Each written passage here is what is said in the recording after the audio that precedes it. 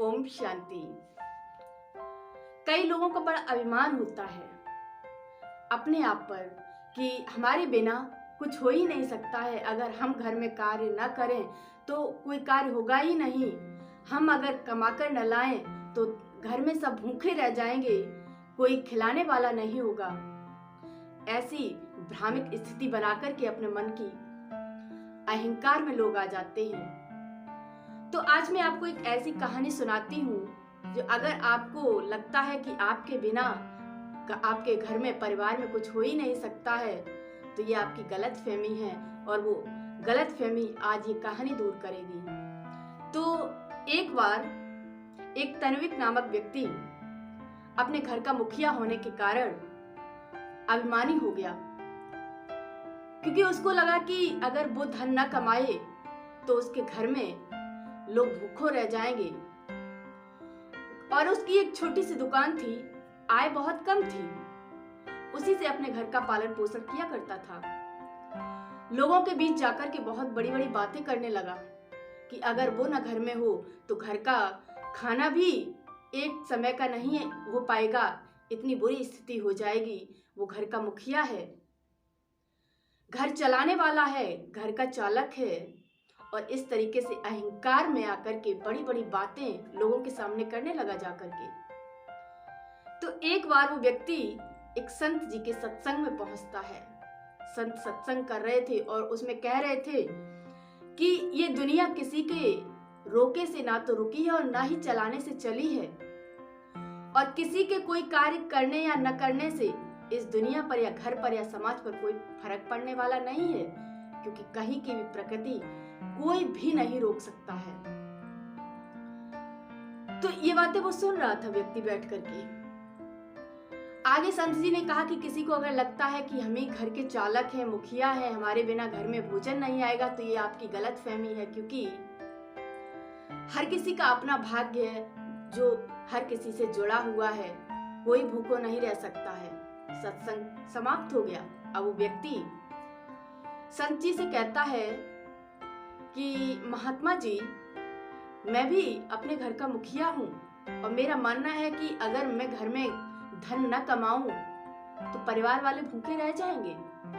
संत जी ने कहा, बेटा ये तुम्हारी गलत फहमी है, कोई किसी के बिना भूखा नहीं रह जाता है।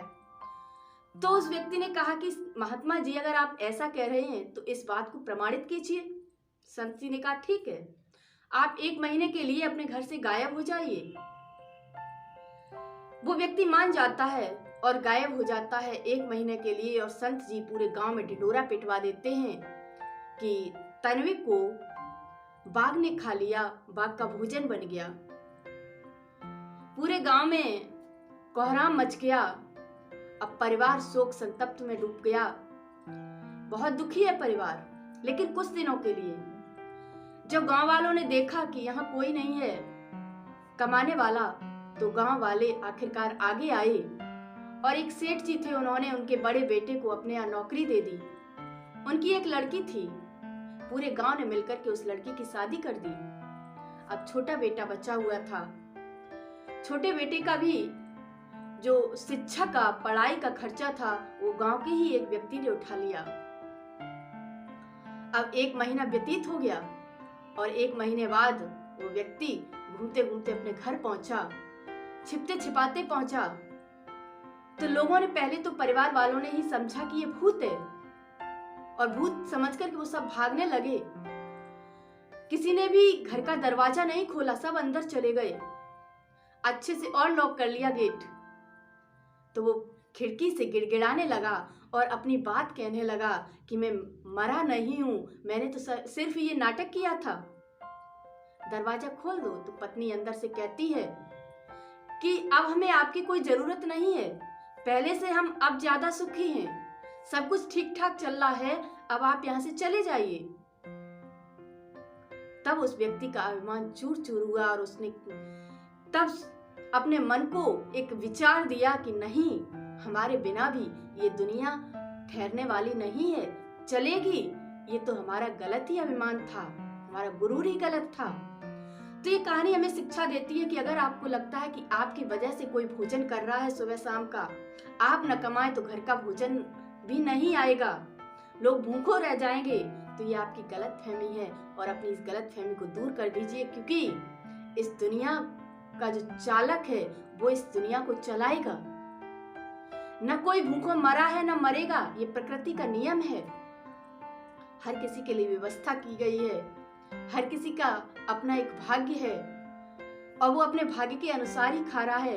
तो अपनी इस गलत फहमी को दूर कर दीजिएगा कि आपके बिना कुछ हो नहीं सकता है, सब कुछ होगा, बस आप नहीं होंगे।